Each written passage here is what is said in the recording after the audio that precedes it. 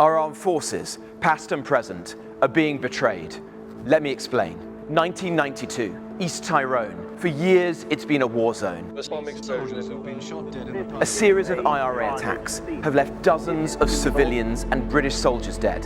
One day, intelligence is received. A spectacular attack in Coll Island is imminent. A dozen soldiers set up an ambush in a church car park, a site it's thought the IRA might use. Sure enough, that night, 4 terrorists armed with AK-47s hijack a lorry.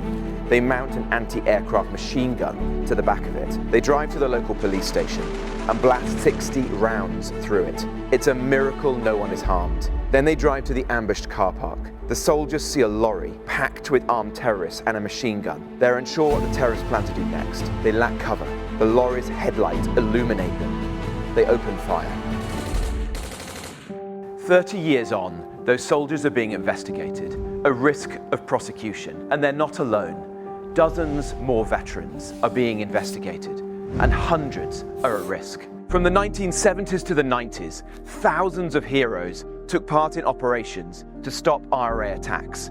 One of the leaders of those men, Aldwyn White, is so appalled by what's happening that he's written an extraordinary letter. The operations were based on intelligence, but they were dangerous. Our soldiers' lives were always at risk. They had to make life and death decisions in the blink of an eye.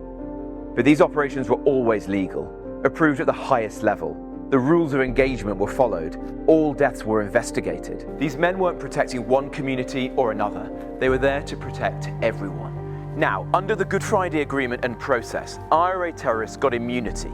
Patrick McGee, who murdered 5 people and almost assassinated the Prime Minister, was freed. The men behind the Chelsea barracks bombing, freed.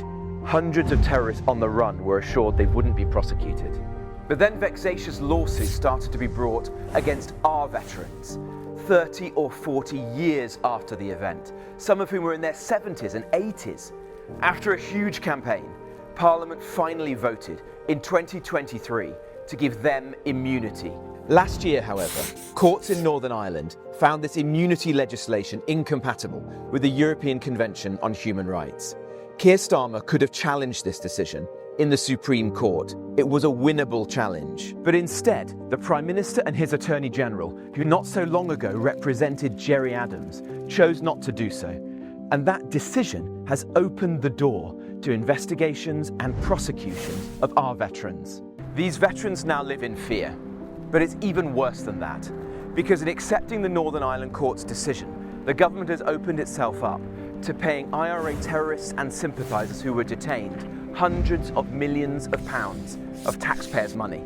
It's more two-tier justice, immunity for terrorists, cash for the likes of Gerry Adams, but prosecutions for our veterans. Keir Starmer isn't just betraying our veterans, he's pulling the rug from underneath those serving in our armed forces today as well. Because who would serve their country if an action you're told is legal now is deemed to be illegal in 30 or 40 years' time? If you can make your voices heard, we can force Keir Starmer to change course. So, please sign the petition to give our veterans immunity. They risk their lives for us. It's the least we can do for them.